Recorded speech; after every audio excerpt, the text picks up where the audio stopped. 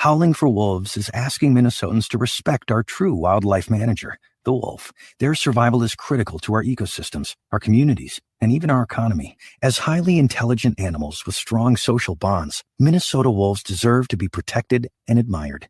Learn more at howlingforwolves.org. Let's live and let howl.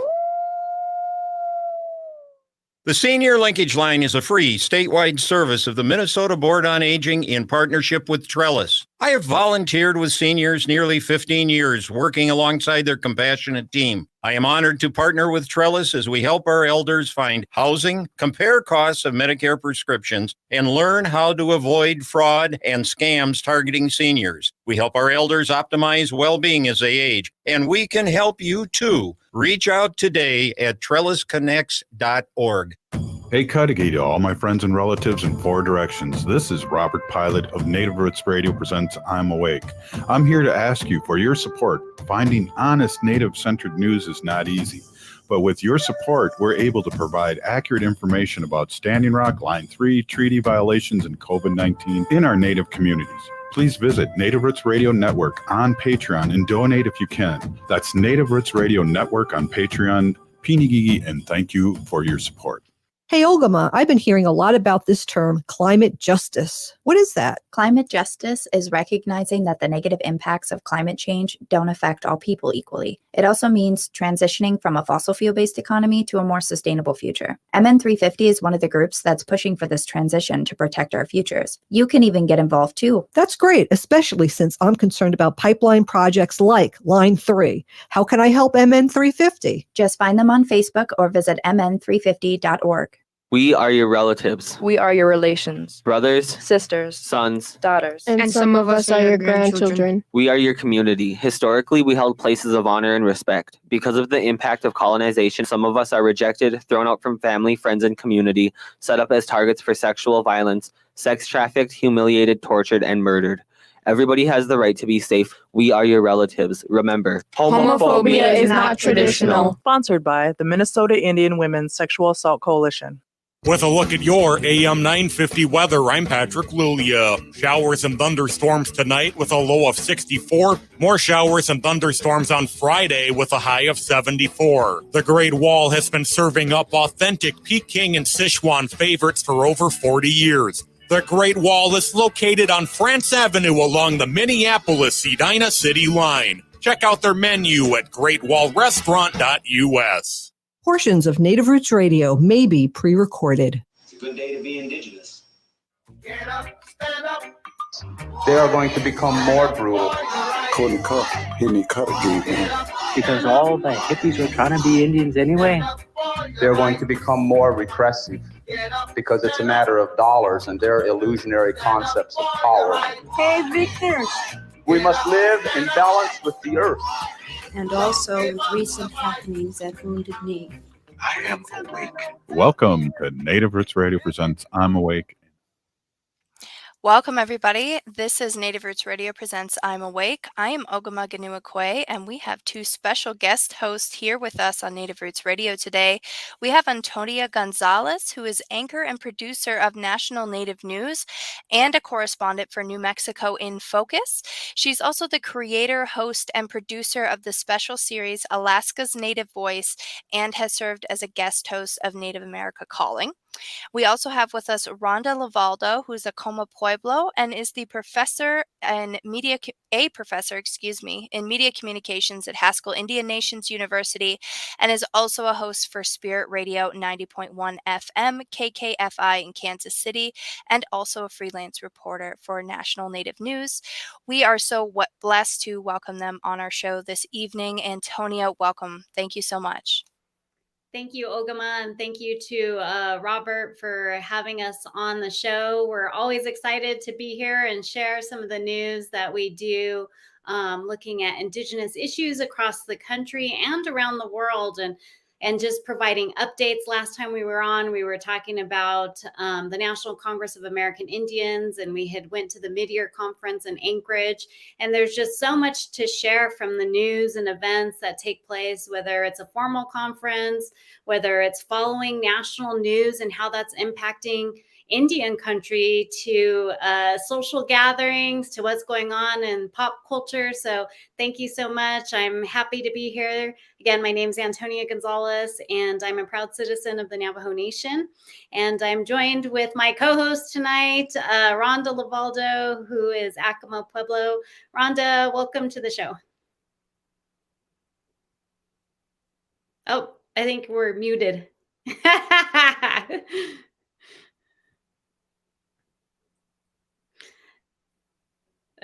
Oh, okay. Well, we'll get that figured out. Well, we have a great show for everyone tonight. We're going to talk about, Rhonda's going to talk about some of the things that are going on in Kansas. She lives in Lawrence, Kansas. Of course, she's from the Southwest, where I'm based in Albuquerque. And Rhonda, are you back with us? Can we hear you now? Oh, okay. Let's see. We heard you a few minutes ago. Bear with us, everyone. We're just working through some technical problems here. But Rhonda's going to be talking about a big vote that went on in the primary in Kansas recently. And it had to do with Kansas being the first state since Roe versus Wade. And what's going on in Kansas. Rhonda had talked to people, students. There's also an Indian Center that was doing stuff, a lot of get out the native vote push, registering people to vote, and looking at that issue. And then when the vote came out, and it basically, people in Kansas, including Native women, who Rhonda talked to, were afraid of an abortion ban and not having access to even just, some of the health care that comes around with birth control. And Ogimaa, I think that the show's covered some of that, and you could probably even mirror what people in Kansas were thinking and saying and watching to some of the guests you've had on the show. Yeah, so in Kansas, they had they voted basically to protect themselves from an abortion ban. And here in Minnesota, where we're live from, there's been a lot of activism that's happening around abortion rights here as well. Even though we still technically have the legal right to abortion here in Minnesota, there's a lot of activists who are stepping up to the plate to say, don't take it from us. And some of the issues too surrounding it were just looking at Native rights and the rights of Native women. And one of the people that Rhonda had talked to is a well-known Lawrence school board member, a community member, does a lot with the community, and looking at it as part of colonization, and also looking at it is taking away those rights and looking at Native rights and having that be part of that. Ogimaa, do you think that you heard some of that in Minnesota as well? We definitely heard some of that in Minnesota. In fact, we had a guest on Native Roots Radio who reminded us that even though Native people have access to supposedly sovereign rights within their reservations and tribal lands, that most communities have an IHS or Indian Health Service funded clinic. Right now in the U.S., even before the overturn of Roe versus Wade, there is a law that says you cannot use federal funds for abortion. So anybody receiving care at an IHS clinic automatically does not have access to a safe and effective abortion. And that is a dangerous place to be in as a Native woman, and women of color throughout the entire country know that they are disproportionately more likely to be affected by these abortion bans. So we heard a lot of those similar things here on the show between guests and, people that have come on to, talk about these things, but also people, commenting on our show as it was happening. And also looking at when we talk about healthcare and Native people taking, using the Indian Health Service, but also just urban clinics, there's a lack of access already for people, both on reservations who have to drive for healthcare, or people living in urban cities who maybe they don't have access to healthcare where they're at. And so those are also issues that play into it. And definitely looking at just even the cost of prescriptions and other kinds of care, that all plays into it. So taking an issue and then looking at the ripple effects in tribal communities, whether it's Kansas or across the country there in Minnesota, and also just how looking at sovereign rights and sovereignty, and how there was a lot of press and a lot of from non-native media outlets as well, suggesting, safe havens for abortion on tribal communities and stuff like that, which, tribes are sovereign nations. And so in what I saw and what we reported on and found, we didn't see any tribe coming up and saying, that this was going to happen. It was more of that being pushed on different agendas, and especially by non-native media outlets. What do you think about that, Ogimaa? Yeah, we did have a discussion about that again with one of our guests here on Native Roots Radio, and that's absolutely right. That is what happens is people, I joke and call it voluntold instead of volunteering. Somebody tells you what it is you're volunteering to do, and that happens a lot in Indian country to people who, even as something as simple as being the person who is Native in the workplace. So they come to you to ask what Native people might think. On a larger scale, this happens in media where different organizations and news outlets say, there could be a safe haven without having any sort of education or idea on what that issue actually looks like in Indian country. So it's important that we keep having these conversations. I think another reason that this is so important too is that as late as the 1970s, Native women were forcibly sterilized, and having rights to our body to decide what happens to it, having that sovereignty over our own bodies is incredibly important. And back into that too, looking at that issue and, thinking about Kansas as the first state since the ruling to put it to a vote, to put it to the people and what the people found. And when we get Rhonda back, she can give us an update about, challenges now and what they're doing now, and looking at how they're going to move forward. And who knows what's going to happen in other states moving forward, especially with voting. And we talk to a lot of Native voting rights advocates who talk about, not only this issue, but a lot of other issues and why it's so important to get out the Native vote. And we do have a story coming up in the next segment about a Native civil rights leader from New Mexico, Miguel Trujillo, who Native people just celebrated him here this month. He was a leader in getting Native people the right to vote. Awesome. I'm so excited to hear about that, Antonia. Thanks again for joining us. You're listening to Native Roots Radio presents I'm Awake. We've got special guest host Antonia Gonzales from National Native News joining us tonight. We will be right back after this message.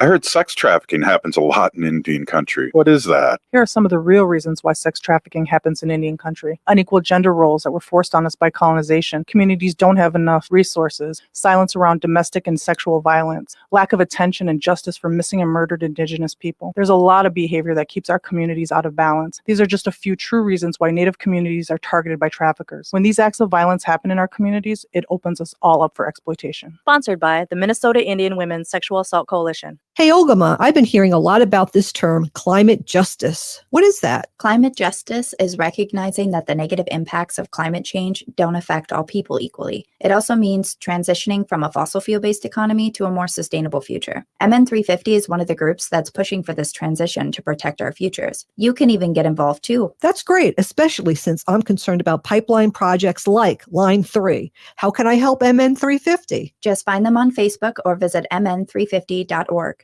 COVID levels may be falling, but the virus is still around. Stay healthy and up to date on your COVID vaccinations and boosters. Right now, everyone 6 months and older is eligible to get a vaccination, while everyone 5 and up is eligible for their booster shot. Plus, you're eligible for a second booster if you're over 50 or received an initial booster dose at least 4 months ago. Find a vaccination site by calling 651-304-9986 or visit vaccineconnector.mn.gov. This message brought to you by the Native American Community Clinic. J&S Bean Factory is a Native-owned, community-supported, cozy, artsy coffee shop which offers roasted on-site beans, live music, and baked goods. Relax in the beautiful outside patio. City Pages writes, voted top 10 coffee shops. Tucked into a quiet corner of St. Paul's Highland Park neighborhood, this coffee shop roasts beans on-site from the best coffee-growing countries in the world. Located at 1518 Randolph Avenue, St. Paul. The good stuff.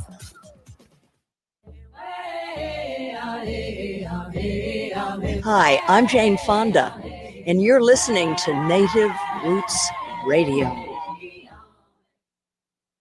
Welcome back to Native Roots Radio presents I'm Awake. We are here with two special guest hosts, Antonia Gonzales and Rhonda LeValdo, who've kindly agreed to take over and help guest host today. I'm Ogimaa. I'm going to pass it off here to Antonia Gonzales and Rhonda LeValdo, but I just want to give a special birthday shout out to Winona LaDuke. It is her birthday today. Happy birthday, and thank you so much, Ogimaa and Robert and all the listeners for letting us come on tonight and talk a little bit about some of the reports that we're doing in Indian country and around the world. And yes, thanks. I'm Antonia Gonzales, and I'm a proud citizen of the Navajo Nation, and I have Rhonda LeValdo guest hosting with me tonight from Acoma Pueblo. Hey, Rhonda. Hello, how you doing? All right, yay, we got you. Got a little bit of a sound issue, but it's all good. We're here. So before the break, we were talking and looking to get an update about what's going on in Kansas when it comes to the abortion, rights to abortion. All right, so we just had our primary, and we were the first state to vote on the abortion issue since the Supreme Court overturned Roe versus Wade. And so it was a big deal because in the state of Kansas, it's heavily conservative, voted for Trump, and overwhelmingly votes for Republican in our elections. But it's kind of crazy because in Douglas County, where Lawrence, Kansas sits, is very Democrat, as well as Johnson County to the east of us. And so Tuesday, we were the first state to vote on that abortion amendment, which would allow the state of Kansas to change their constitution, which was a talking point for many people, saying that they could make abortion illegal in the state of Kansas. Right now, it is legal. A lot of people come to the state of Kansas because Missouri, it is illegal, and Oklahoma, it is illegal. So a lot of people come to the state of Kansas for those types of medical services.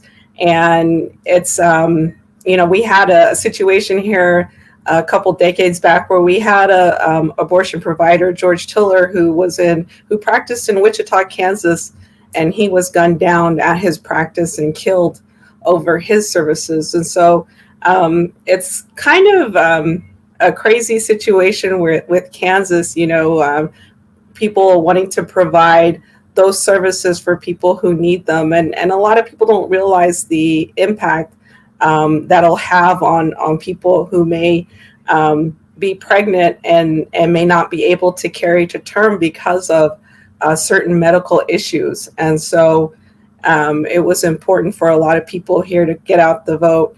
And the state, in regards to Kansas, the Kansas City Indian Center, they made sure to go out and try and register as many voters as they could. They went and registered voters at Haskell Indian University here in Lawrence, which a lot of people, which college students, they don't realize that that they can vote in this election, even though they're out of their state. If they so choose, they can change their voting from their home state to the state of Kansas since they live here. And so they were trying to provide that education to them that they could vote if they so chose, or they could just enroll them wherever they were in their home state. So it was interesting to see that. And Kansas City Indian Center, a lot of people don't realize this. Kansas City is divided like right down the middle. It's one part is Missouri and the other part's Kansas. And so there's a Kansas City, Kansas, Kansas City, Missouri. And so they were really trying to get out there and get people registered in the state of Kansas for this primary. And again, that was unique because this is a primary. It wasn't even the general election that they were presenting this amendment issue, which anyone could vote in, whether you were Democrat, Republican, or independent. This was open to all parties. Well, thanks for that update, Rhonda. And part of what we're also talking about is getting out the Native vote and the importance of voting, whether this is an issue that you're, want to make sure that you get your opinion on, or any other issue. And here in New Mexico, we recently celebrated Miguel Trujillo Day earlier this month, who is a Native civil rights leader who helped secure Native voting rights. And I went to an event here and spoke with people who are working around the clock to get Native people registered to vote.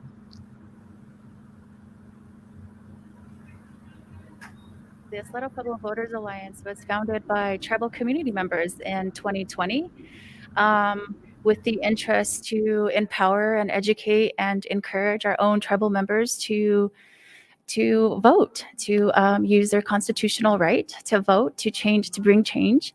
And so that's how the Isleta Pueblo Voters Alliance was established. Miguel Trujillo is a brave, brave man. Born in the Pueblo of Isleta, he was very into higher education, went and really carried on that higher consciousness and learning. And he, fought for his nation. He was a Marine Corps, and came back and wanted to vote and got refused. And so this is how it all sparked a lawsuit here in the state of New Mexico, where he was going to challenge that, and he won. And so at that time, it's just a beautiful story, and it's just refreshing now at this current day that we've had those leaders in place, and that we continue to have these type of Native leaders to amplify the voices of our people. And what does that look like today when it comes to educating and advocating for get out the Native vote, for registering people, for people to take part in, exercising their right to vote? We even heard his family members say over and over again, one vote counts. So what does it look like today as far as Native vote efforts? I think it's a huge thing for us right now. I think that right now, since we are becoming more aware of our rights, Native folks and Indigenous communities are starting to step up to the table. We're starting to fight for what we know, and that is our land, that is our water, that is our body. This is the things, ecology, that we are seeing being destroyed. And the more that we get out to vote, I feel like we can be those change makers. We can be those people who actually say, no, this is the type of environment and spaces and relationships and communities that we want to live in. And so what I feel is that there has to be a shift. There has to be a shift in how we vote and how we speak up, getting out there, being educated, do the research, folks, find out who you align with, the values. That's so important. Do they align with your values? It's important that we know that those people are advocating for us. We don't want outside people coming in and trying to take over and have their own agenda. Indigenous people have been here for years, and we have our own agenda, and that's with the land, and it's with each other. And your message to youth, especially, having Mr. Trujillo lead the way and having Native voting rights. So what's your message to youth when you're talking to young people? Don't be afraid. Step out of the box. Use your voice. Use your power. Women, it's the time. Young ladies, everybody, it's the time now. Don't be scared. The technology it's so present. It's at our fingertips. You have that right in front of you. And if you have any questions, youth, please, reach out. There's people willing to help. There's different organizations that specialize in youth council. If you have the interest, there's a lot of great organizations that can help bring awareness and education. And so we really want to bring that into our communities. We really want our youth to really be involved. It's important that they're at the table. It's important that they're hearing these issues, because they're the next generation that has to deal with these issues. And I know the primary is already over for New Mexico, so the next big push is at the general election. And is there anything, I guess, top issues are on the agenda that Native groups are encouraging people to educate themselves about? Definitely. I believe that right now our water is a huge issue for us. And so these companies, big companies that are coming in to fracking for oil and gas, yes, let's step up. Let's step up our voice. Let's step up our advocacy. This is important because it messes with elemental forces that we all live by. And it does. There's a lot of things that happen in the future that can happen in the future when we do mess with these types of things. And so we as individuals and Native folks Indigenous folks understand the relationship. And so we want to be able to protect what we have. And water is a huge thing for us. And it's just not here in the state. We're seeing it nationwide. What can we do? What can we do for this state? How can we protect those resources? These are valuable resources that we've had, and now it's time that we take that back. We be the voices for those things that don't have a voice. They need to stop being destroyed. And anything else? Thank you so much for this opportunity. I just encourage everybody to go out to the polls, use your voice. Like we've been saying, every vote counts. Just, be that superpower, be that superhuman, and get out there and vote. And that was Janice Lucero, Isleta Voters Alliance, talking about Miguel Trujillo Day. I know we have to take a break here, but Rhonda, as a Pueblo person, will get your input and what you know about Miguel Trujillo, and just how this is great to have a Pueblo leader who is known for leading the way in civil rights. No, that's really great because, we need people in those leadership positions telling our young people what's important and paving the way for them so that they're going to go out there and register to vote and be a part of this election, whether it's in New Mexico, in Kansas, wherever you reside. You're listening to Native Roots Radio presents I'm Awake. We will be right back.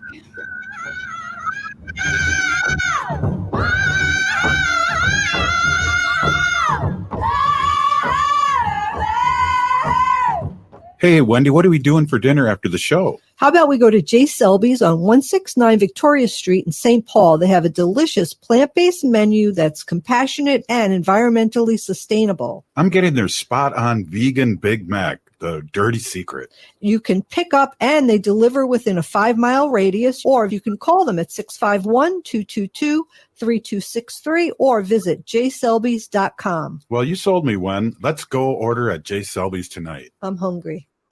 Come see the Native Roots Trading Post at the West End Market of the Minnesota State Fair. Native Roots Trading Post is Native owned and operated. Shop goods from local and national Native artists that you'll love instantly. Native Roots Trading Post is supporting Native artists this year at the Minnesota State Fair, August 25th to September 5th. Native Roots Trading Post, we support Native artists and you can too. Buy Native at the Native Roots Trading Post this year at the Minnesota State Fair. The Senior Linkage Line is a free statewide service of the Minnesota Board on Aging in partnership with Trellis. I have volunteered with seniors nearly 15 years, working alongside their compassionate team. I am honored to partner with Trellis as we help our elders find housing, compare costs of Medicare prescriptions, and learn how to avoid fraud and scams targeting seniors. We help our elders optimize well-being as they age, and we can help you too. Reach out today at trellisconnects.org. Hi, Minneapolis. This is Randy Rhodes. Listen to me. Weeknights, 10 to midnight, AM 950, the progressive voice of Minnesota. Hey, it's Patrick for Zero Res. How much do you love your home? If you are anything like me, you know that your house is so much more than just a place to keep your stuff. It's where I can unwind with my favorite meal and a game on TV after a long day at the studio. If you love your home as much as I do, then you know there is only one cleaning company to trust with your carpet, tile, upholstery, area rugs, air duct cleaning, and more. And that's my cleaning heroes at Zero Res. If you haven't tried out Zero Res or it's been months since your last deep clean, then now is the time to call. Right now, when you mention the AM 950 special, you can get your entire home Zero Resified from the Twin Cities' #1 carpet cleaner and get 20% off your entire cleaning service. This 20% off end of summer deal is the best you're going to see, so act now. Call right now, 952-ZERO-RES, or book online anytime at ZeroResMinnesota.com and save 20% off all cleaning services. Zero Res, backward or forward, spells the same. Hi, this is Chad from AM 950. Snap Construction is arguably the most well-reviewed roofing, siding, window, and insulation contractor in the metro. Ryan is so excited about working with AM 950 and our listeners that he wants to help us grow. This is Ryan, owner of Snap Construction. I was friends with Chad long before I started marketing with him. I was a bit skeptical of radio advertising before Chad convinced us to run ads. The advertising's been so successful, we want to help the station grow. We've absolutely loved working with the listeners of AM 950, and we all know how extremely extremely important this radio station is to the community. To help AM 950 grow this summer, Snap Construction will be putting up proceeds to assist the station in marketing on social media. Snap Construction encourages you to follow, engage, share, and interact on the AM 950 social media platforms. Together, we can all work to ensure AM 950 continues to thrive and grow in our communities. We stand by our work with a lifetime craftsmanship guarantee. For a free estimate or more information on our financing, call 612-333-SNAP or check us out online. With a look at your AM 950 weather, I'm Patrick Lulia. Showers and thunderstorms tonight with a low of 64. More showers and thunderstorms on Friday with a high of 74. The Great Wall has been serving up authentic Peking and Sichuan favorites for over 40 years. The Great Wall is located on France Avenue along the Minneapolis-Edina City line. Check out their menu at greatwallrestaurant.us.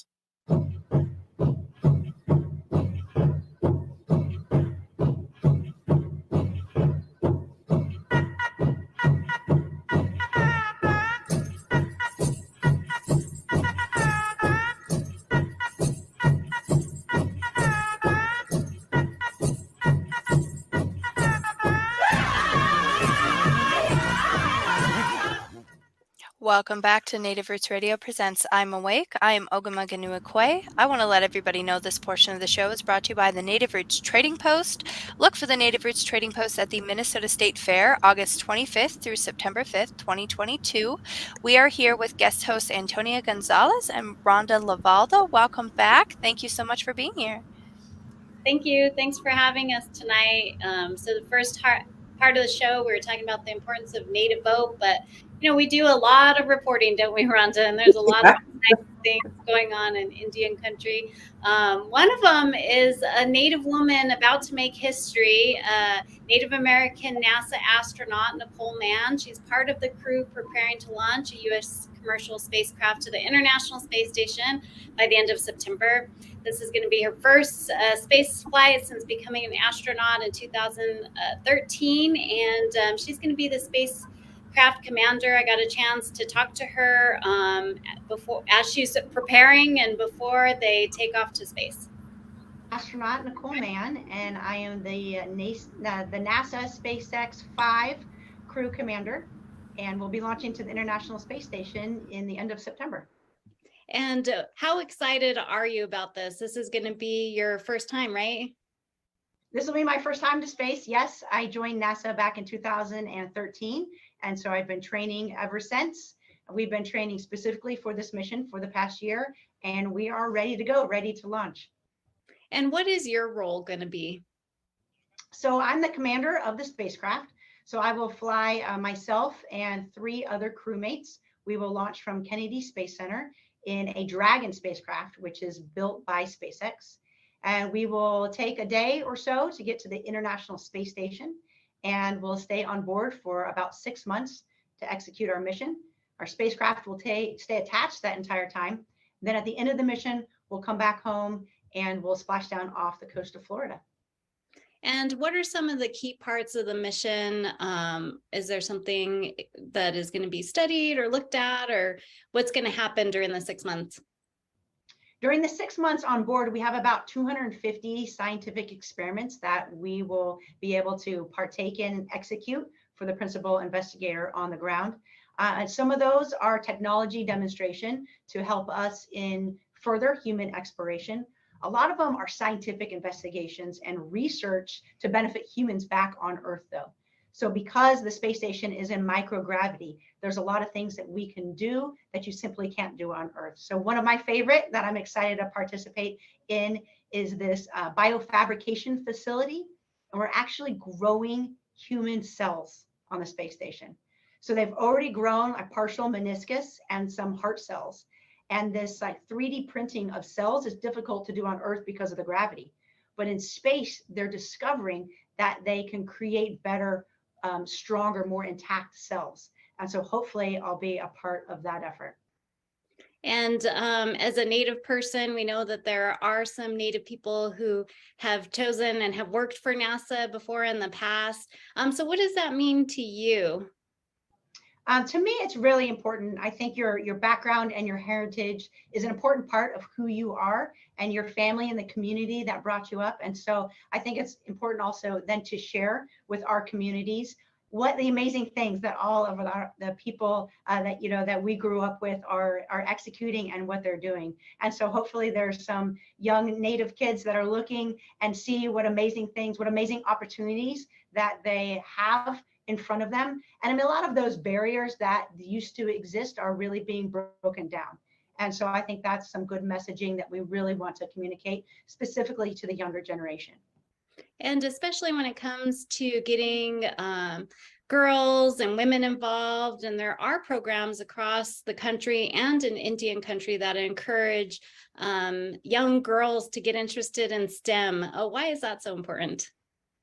I think that's important because I think there's many young girls that grow up not realizing that these are options for them. You know, for example, growing up in Northern California, I was interested in math and science, and I thought, you know, it'd be really cool to go to space one day. But the thought of being an astronaut, honestly, never crossed my mind because I never saw anybody that was from, you know, my background or my area that had done something like that. And so I think really just communicating those opportunities. And then if people are interested, then we need to help them. We need to have a program. We need to have teachers and mentors that are there to kind of shepherd them along the way. It's important to have that support. And so when you get home after the mission and, you know, looking forward to being up there for 6 months, what are you going to do when you get back? And what do what can we see in the future from you? So when I get back, I think I'll be excited just to be outside and feel the wind on my face and the sun. That will be something I will definitely miss. There'll be a period of time to rehabilitate back to 1G. It can be a little tough on your body, so I'll do that. And then I'll look on to the next mission. I'll be able to support current missions on the International Space Station. We will have flown, hopefully, Artemis 1 back to the moon by then. And so we'll be looking at future opportunities, whether that be in low Earth orbit or maybe something on the moon. I think there's a lot of opportunities out there. And so I'm looking forward to all of those. And where can people follow? Where can they watch? And especially, I'm sure, people tuning in from across Indian country are going to want to follow you on this mission. Absolutely. I think nasa.gov is the easiest way to follow. NASA's also on Facebook and Insta and TikTok. And so for the young social media crowd, there's a lot of ways to reach out and engage with the space program and all the really cool things that we're doing in space. And hopefully we'll have some young engineers or astronauts out there that will help us in the future. Well, thank you so much for your time, Nicole Mann. Good luck and best wishes to you. Thank you. I appreciate it. And Rhonda, NASA would not confirm, but I'm pretty sure she's going to be the first Native American woman in space. We know John Harrington is famous as a Native man going into space, and just your reaction and all the cool things that Nicole Mann had talked about. Yeah, and then being an educator, like I think this is really great for our students to see somebody who, who is like them, and they can have those dreams and ambitions to go into space and be in STEM, and especially for our young women to have somebody who's a mentor like that and to look forward to that. I think that's something we really push at Haskell is the STEM for our students. And now it's like, this is a reality. And I'm sure there's going to be so many Native students that are going to be watching her as she launches into space. And it's just exciting too that, there's good news to celebrate a lot of times in the news business, and even just, getting online, there's so much hard stuff that we report on daily, and just a lot of stuff out there in the media in general and social media. And so it is exciting, and it is great to do these kinds of stories when we do get to lift people up and we do get to talk about achievements and things that are going on that are positive in Indian country. What are your thoughts on that, Rhonda? Yeah, definitely. Like that, all the good stuff we're hearing from in media, like we're seeing res dogs and Rutherford Falls, and then pray. Those are awesome things that are being done by our students and by, people in the past that we know. Like I've known Dallas Goldtooth and all those guys are involved in Res Dogs, Sterling Harjo. I think about I had Sterling in my class the semester before COVID happened. And so him talking about what he had been planning and then to see it come and happen in fruition and then see all these young people being a part of that. And then also seeing people that I know now that are part of the Res Dog group, like they're being in those episodes. Like it's pretty cool to see people, and I think it's great to see that. And it's great to have good news, especially the past 2 years of what we've gone through. And for sure, and there's more that we're covering, including Sasheen Littlefeather, an event coming up with her in LA with the Academy, giving her a night to speak and tell her views. And of course, she was in the 70s, refused Marlon Brando's Oscar, and so how that impacted her and how she was treated. And now here we are and having these different views about Native people from Native people that are on the big screen and on streaming services. It's great to see. It is, definitely. And Ogimaa, what do we have coming on next? Are we headed to break? We're heading to break. We've actually got about 2 more minutes left. Next, I think what we were going to talk about was a Native American author whose book I actually just got in the mail as part of a local book club, if you'd like to tell us about that. Yeah, so that's Oscar Hokia, and he's Kiowa and Cherokee and Mexican. And he recently visited Lawrence, Kansas to do a reading here. And it was his first time visiting Haskell, so I got to show him around my building. He went to IAI in New Mexico. And so it was really exciting to hear him do his reading. I'm sure you're going to love the book. It is great how he intertwines these stories, and it's from different perspectives, in his family of talking about things that we know about. One of them was per cap and how people spent their per cap, but funny stories, you hear those funny stories of how people blew their per cap or things they spent it on. And it's crazy. And the Native humor, it's so great, but he's also great at reading it. He's an actor himself. I told him I could see this being a show. Yeah, absolutely. I can't wait to dig into that book myself. I'm reading it as part of the Native Women and Friends book club, which is based out of the Twin Cities here. So I'm really excited to read it. I just got it in the mail yesterday and then seen his name that you two were bringing an interview with him, and I'm really excited to see that. So you are listening to Native Roots Radio Presents I'm Awake. I am Ogimaa Gonua-Kwe, and we have special guest hosts Antonia Gonzales and Rhonda LeValdo here with us today from National Native News. We are so happy and grateful that they were able to join us today and hope that they can join us again in the future. Stay tuned. Up next is going to be their interview with Oscar Hokia, who is the author of Calling for a Blanket Dance, a new novel that just came out. Really looking forward to this. We'll be right back.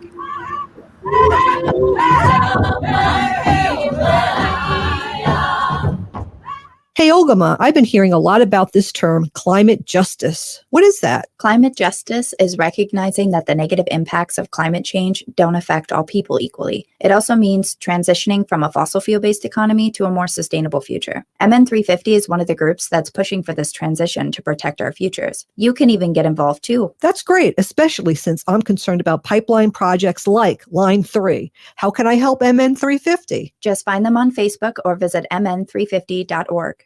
Minnesotans age 65 plus might qualify for Health Partners Minnesota Senior Health Options. The plan includes personal support, coverage for medical, prescription drugs, and dental, plus over 30 extra benefits. Eligibility information is available at healthpartners.com/oneplan.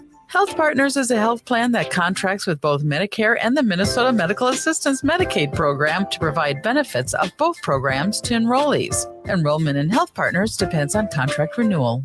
J&S Bean Factory is a native-owned, community-supported, cozy, artsy coffee shop which offers roasted on-site beans, live music, and baked goods. Relax in the beautiful outside patio.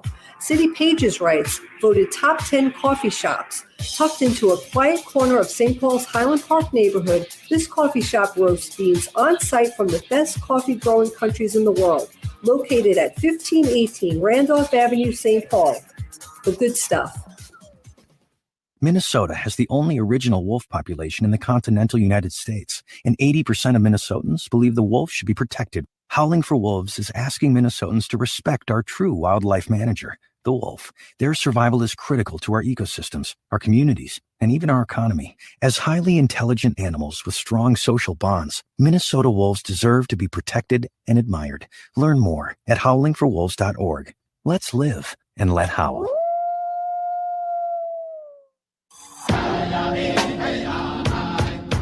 This is Winona LaDuke of Honor the Earth, and you're listening to Native Roots Radio. I'm Awake. Welcome back to Native Roots Radio presents I'm Awake. I'm Ogimaa. We are here with Antonia Gonzales and Rhonda LeValdo, who are guest hosting here for us today. Great to be here with you two today, and thanks so much for joining us. Welcome back. Thank you. Well, Rhonda, I'll go ahead and turn it over to you. And before the break, you told us a little bit about Oscar. So you caught up with him, and you do your own radio show in Kansas as well. So, you got to feature him there. Yeah, so I got to meet him and see him and do his reading downtown in Lawrence. And, this was just a really great interview, him talking about his book and what it entails. My name is Oscar Hokia, and I am from Oklahoma. I'm Kiowa, Cherokee, and Mexican, and I was born and raised in Oklahoma.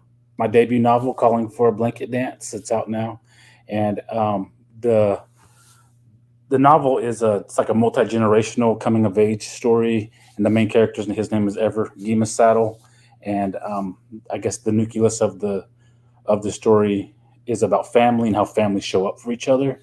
And the title, Calling for a Blanket Dance, it comes from, in powwow culture, when we do a blanket dance and we ask for the community to kind of step up and help out somebody. And so the main character is kind of in that situation where, he has, different obstacles in life. And as he overcomes those, fate kind of knocks him back down. But family steps in and tries to help him out. And each family member has a healing type of strength that they give to him, they offer to him, so that he can continue to fight for himself and his children. And so the structure of the novel is that every chapter is told by a different family member. So we start off with grandma's first chapter, grandpa's second chapter, and then we got aunties, uncles, cousins, siblings. And then in the last chapter, Ogimaa Saddle speaks for himself. And so it covers the dynamics in Oklahoma. It's intertribal. Oklahoma is home to 39 different tribes. And so I wanted to capture that intertribal back and forth that we have out there in Oklahoma. Awesome. And you couldn't get more intertribal than Haskell. Yeah. That's for sure. Do you have plans for another book in the works? Are you working on anything else? I am. So I have a book. I've written another book, and it's in a polishing phase still right now. So I can't talk about any details on it. But then I've also have a first draft of a third book that's really rough right now. So just still working on other projects. My writing, it all takes place in Oklahoma, either Tahlequah or Lawton, and I try to stay pretty specific to those areas. That's kind of like I wanted to make my own path in Native literature. We're in this boom of Native lit right now, but we have some some great voices coming out, and I wanted to kind of make my own way within that landscape. And so that's my type of fiction is going to be kind of family centered type stuff, but interweaving Kiowa and Cherokee because that's how I grew up. But also with a dynamic of Mexico. So I like that transnational element. You see it in this novel where we have the characters moving back and forth, into Mexico and kind of challenging the concept of that border to a certain degree, because these are just family members trying to visit family, they're just trying to go see relatives. And so I have a little bit of that transnational element there as well. And so you'll see a lot of that in my fiction, I think, as we keep going forward. Are you doing this to try and get the younger generation still knowing about their culture? I think, because I worked with at-risk youth for almost 20 years now.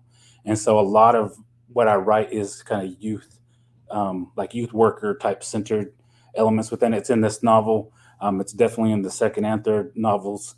And so I think that that's important in the sense that, when we look at the process of decolonization, and I call this a decolonization narrative, this fiction novel that I have captures a character who's kind of going through that process, and it's a perpetual state. I don't know if there's ever going to be like an end time when we've been decolonized, but we're in the process of it, and we look at the culture as a way to cope with some of the trauma, and that's what this character is going through.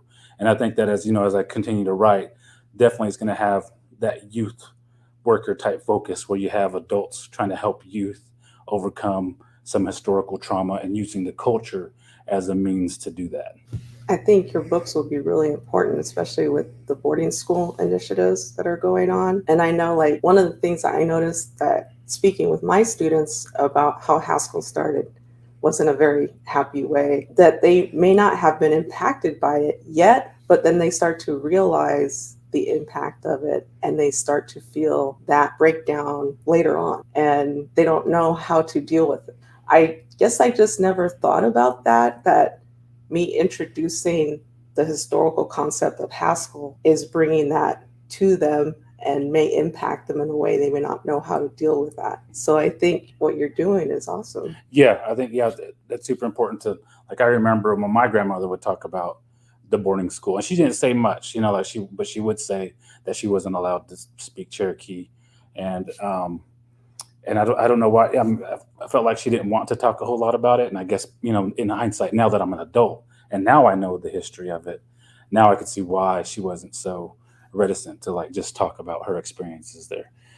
But yeah, I think that that's one thing we contend with. We start to think back about the way boarding schools were and the environment and the way it was, and just some of the some of the behaviors of our grandparents and how that transferred to our parents, and that so that a lot of this starts to make sense, how from generation to generation it kind of keeps going, and we keep trying to do what we can to help each other to heal and overcome those things that started way back when. Thank you for having me. Thank you for inviting me to speak here, and I'm super excited to do it. Super excited to be here in Lawrence and be here at Haskell. I've heard a lot about this school, so yeah, it's nice to be here. That was a nice shout out to Haskell, Rhonda, and a lot of great things he said, and just looking at boarding school and so much reporting that we do and so much coming out of it, and just how hard it is on our people across the country. Every single person in Indian country and Alaska have been impacted by boarding schools. Oh, you're on mute. You're on mute. There we go. His stuff was, in native humor and making light of situations, although we know how hurtful it can be. But I think it was good to, when he was doing his reading, there was so many times that people were laughing and understanding what he was saying. And sometimes we just have to, try and get it out that way and deal with it. And that's definitely part of our culture. We're funny people, but also just laughter is part of healing. It's good for mind, body, soul. And it's great to see Native authors like Oscar getting the well-deserved attention they need. I recently got to speak with a Navajo woman who just has her debut novel that was just released this month, Ramona Emerson. Look out for Shutter, and it's a thriller about a young Navajo girl who becomes a photographer shooting crime scenes with the Albuquerque Police Department, and she's carrying a secret. Her secret is she can see and communicate with the people that she's photographing. So it's a really good book, and it's great to see all these Native authors and their light coming to work. Yeah, definitely. There's a renaissance of Native literature coming out, and that is so great. And again, calling for a Blake and Dance, it's a great first novel. You guys need to go out and get a copy. Support him. This is so exciting to hear all about this novel and all about this upcoming novel too. Antonia Shutter, that sounds great. Thank you so much to our guest hosts, Antonia Gonzales and Rhonda LeValdo, for joining us today on Native Roots Radio. Antonia, where can people find you to follow you really quickly before we end the show? nativenews.net, and thanks so much, and hello to Robert, and thank you, Ogimaa, and thank you, Rhonda. Thank you, everybody, for tuning in today. Miigwech, you've been listening to Native Roots Radio presents I'm Awake with special guest hosts Antonia Gonzales and Rhonda LeValdo. Come in tomorrow for our regular scheduled programming. Thank you so much.